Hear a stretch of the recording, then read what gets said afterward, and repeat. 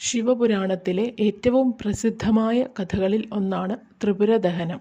താരകാസുരൻ്റെ പുത്രന്മാരായ താരകാക്ഷൻ, കമലാക്ഷൻ, വിദ്യുന്മാലി എന്നീ 3 അസുരന്മാർ ബ്രഹ്മാവിൽ നിന്നും വരം നേടുന്നു. അവർക്കായി ആകാശത്ത് സ്വർണം കൊണ്ടുള്ള നഗരവും അന്തരീക്ഷത്തിൽ വെള്ളി കൊണ്ടുള്ള നഗരവും ഭൂമിയിൽ ഇരുമ്പ് കൊണ്ടുള്ള നഗരവും നിർമ്മിക്കപ്പെട്ടു. 1000 വർഷം കൂടുമ്പോൾ ഈ 3 നഗരങ്ങളും നേർരേഖയിൽ വരുന്ന സമയത്ത് ഒറ്റ അമ്പുകൊണ്ട് മാത്രമേ ഇവ നശിപ്പിക്കാൻ കഴിയൂ എന്നതായിരുന്നു വരം.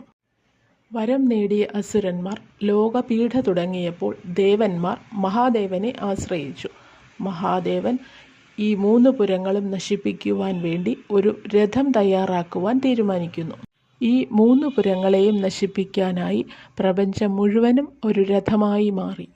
ഭൂമി രഥമായും സൂര്യചന്ദ്രന്മാർ ചക്രങ്ങളായും ബ്രഹ്മാവ് തേരാളിയായും മേരുപർവ്വതം വില്ലായും വാസുകി ഞാണായും മാറിയപ്പോൾ സാക്ഷാൽ മഹാവിഷ്ണു അമ്പായി നിലകൊണ്ടു.